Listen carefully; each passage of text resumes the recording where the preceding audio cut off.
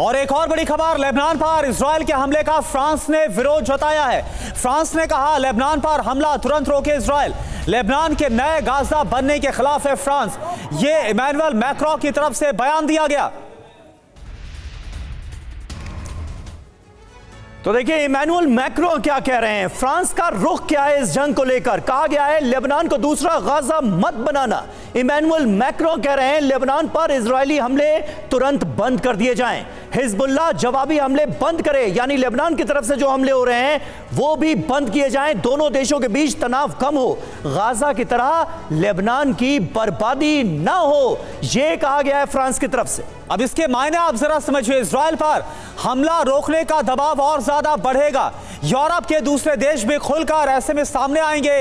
Israel के लिए हमले जारी रखना मुश्किल होगा। राजेश कुमार सर, मेरा सवाल आपसे यह है, ऐसी बातें और ऐसी हिदायत तो इससे पहले अमेरिका की तरफ से दी भी गई, जो इमैनुअल मैक्रों बोल रहे, फ्रांस की तरफ से जो कहा गया इजराइल को, क्या आपको लगता है कि इजराइल मानेगा ये सारी बातें? देखिए, जब अमेरिका की बात नहीं मानेगा तो फ्रांस की बात मानने का मेरे हिसाब से कोई लॉजिक नहीं बनता है। लेकिन ये ज़रूर है कि जो इंटरनेशनल प्रेशर है इजराइल पे वो थोड़ा सा बढ़ रहा है।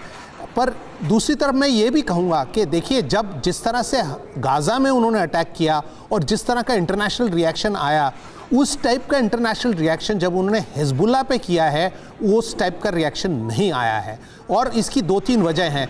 इसकी पहली वजह यह है कि हिजबुल्लाह एक आर्म्ड ऑर्गेनाइजेशन है और अपने आप को एक आर्मी बताती है, तो एक आर्मी पे अटैक करना।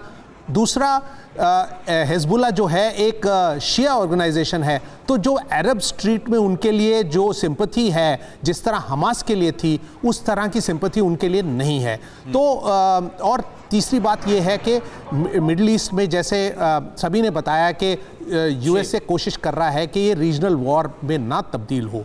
तो मेरे हिसाब से इजराइल कभी भी फ्रांस की बात नहीं मानेगा, वो अपने ऑब्जेक्टिव्स रखेगा। और नेतन्याहू ये कह के जहाज़ पे ही चढ़े थे कि हम बिल्कुल रोकेंगे नहीं, जो सीज़ फायर की जो खबरें हैं वो गलत हैं। तो मेरे हिसाब से वो अपने जब तक ऑब्जेक्टिव्स अचीव नहीं करेगा तब तक वो अपने हमले जारी रखेगा। और उनका ऑब्जेक्टिव क्या है? देखिए, हिजबुल्लाह की टॉप और जो मिडिल लीडरशिप है उसको ख़त्म करना, ताकि उनको रीऑर्गेनाइज करने में काफ़ी समय लगे। अब आप देखिए, नसरुल्लाह के अलावा काफ़ी सारे कमांडर उन्होंने जो हैं उनको मार गिराया है।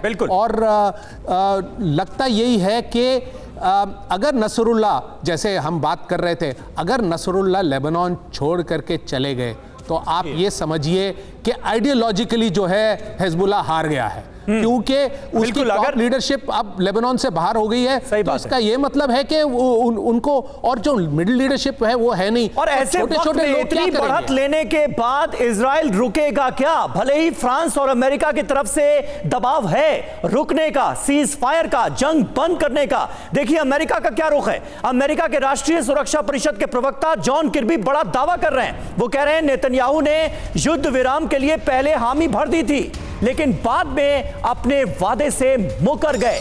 तो वादा खिलाफी करने का आरोप अमेरिका की तरफ से इजराइल पर लगाया गया है। और देखिए एक और बड़ी खबर, इजराइल को अमेरिका से बड़ी आर्थिक मदद, 8.7 अरब अमेरिकी डॉलर की मदद।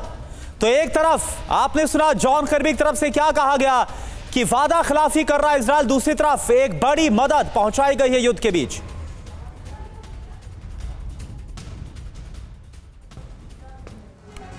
और इस बीच एक अहम खबर सामने आ रही है, एक अहम अपडेट है चीन को लेकर। समंदर में डूबी चीन की परमाणु पनडुब्बी।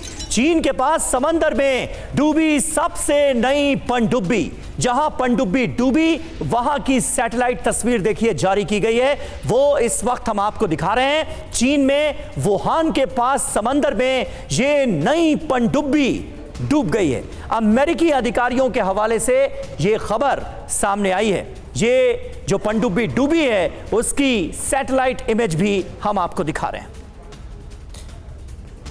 और इससे जुड़ी एक और बड़ी खबर, परमाणु पनडुब्बी डूबने की बात चीन ने छुपाई है।